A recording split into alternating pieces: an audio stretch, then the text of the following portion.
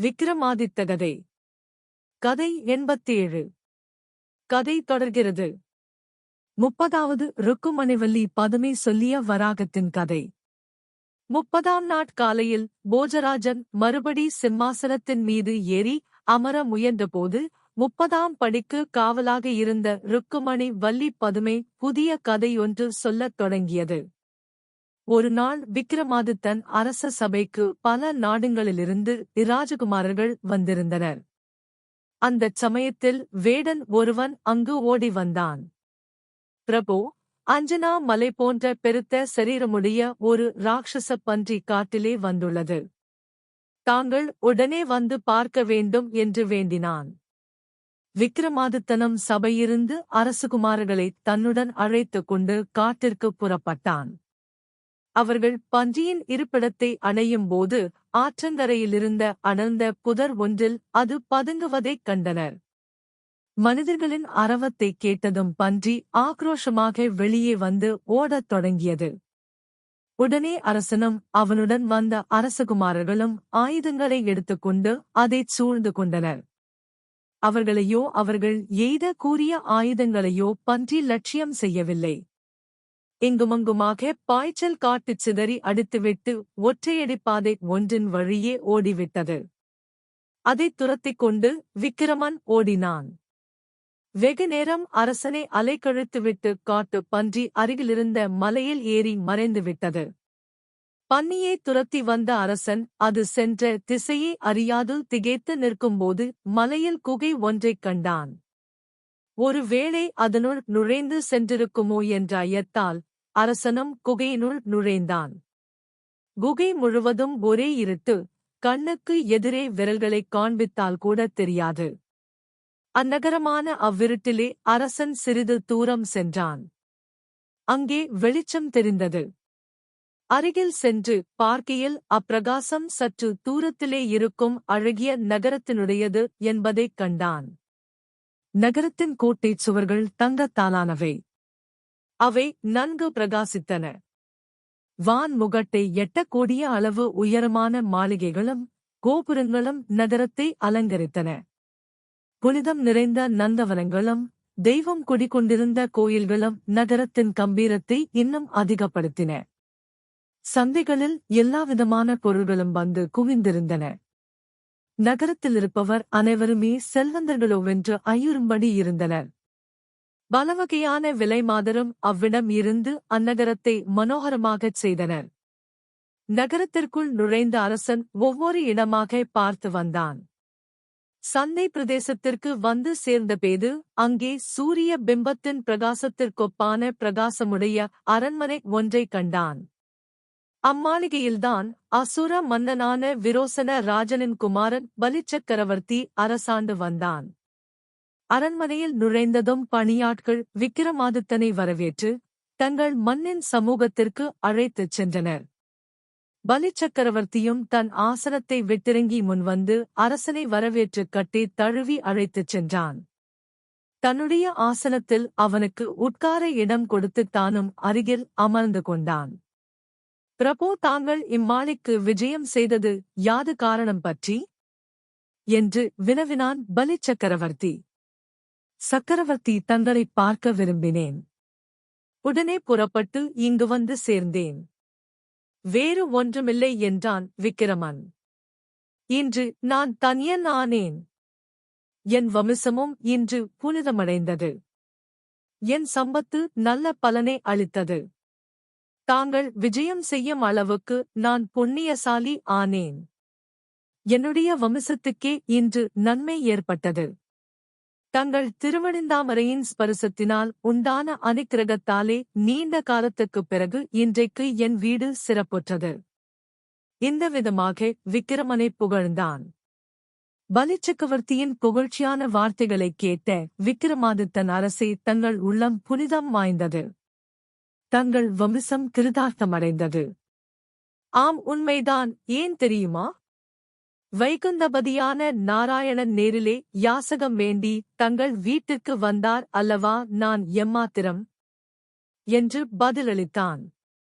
அது கிடக்கட்டும், தாங்கள் வந்த காரணம் பற்றி ஏதும் தெரிவிக்கவில்லையே?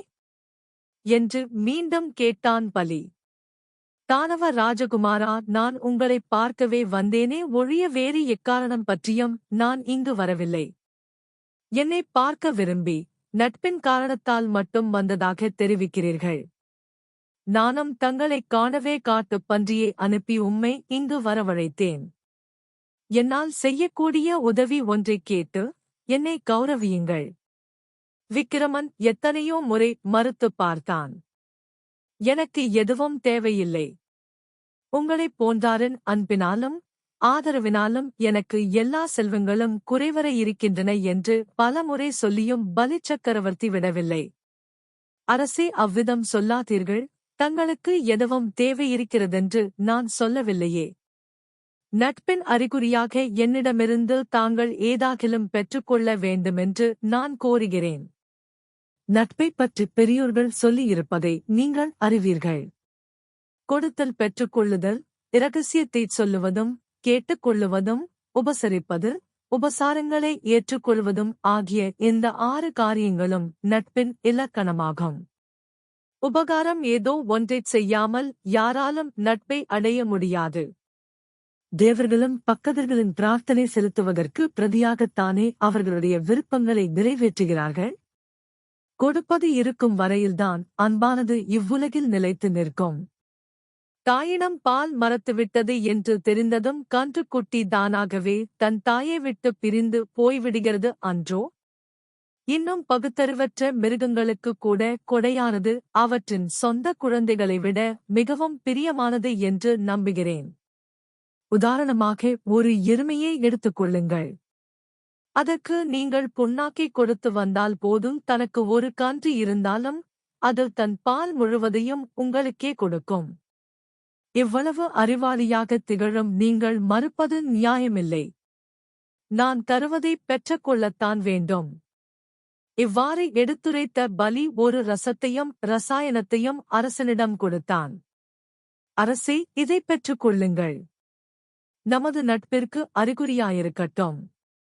ரசாயனத்தை உபயோகித்தால் 7 வகை உலோகங்களும் தங்கமாக மாறிவிடும்.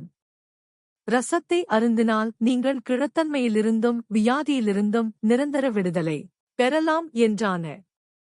விக்கிரமாதித்தன் அவைகளைப் பெற்றுக்கொண்டு பலி சக்கரவர்த்தியிடம் விடை பெற்றான். குகைக்கு வெளியே வந்ததும் குதிரை மீது ஏறிக்கொண்டு நகரத்திற்கு வந்தான். வழியிலே அரசனை வறுமையால் பீடிக்கப்பட்டு மிகவும் துன்பமடைந்த ஏழை பண்டிதன் ஒருவன் சந்தித்தான்.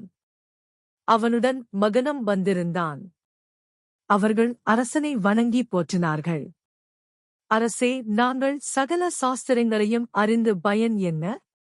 வறுமை எங்களை அணுவாகச் சிதைத்துக் கொண்டிருக்கிறது. எங்கள் குடும்பம் மிகப் பெரியது. பசி தாழமாட்டாது நாங்கள் நாளுக்கு நாள் இறந்து வருகிறோம். எங்களைக் காப்பாற்றுங்கள். இன்றைய சாப்பாட்டுக்கு ஏதாவது உதவுங்கள் என்று வேண்டினர். ஐயா, தற்சமயம் என் வசம் பணமில்லை.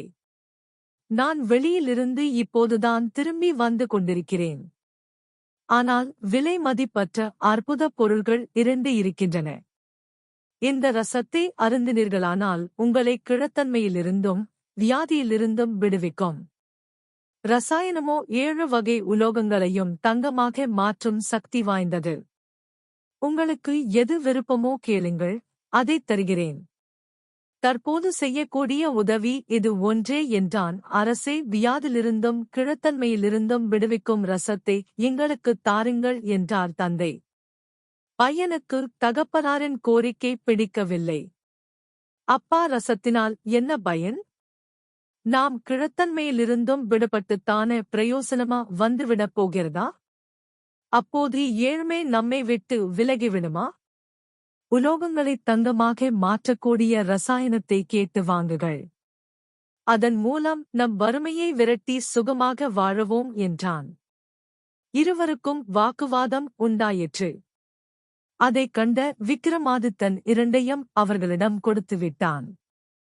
2ஐயுமே நீங்கள் எடுத்துச் சென்று சுகமாக வாழ்க்கையை நடத்துங்கள் என்றான். அரசனை வாயார வாழ்த்திவிட்டுச் சென்றனர் பண்டிதனும் அவர் மகனும்.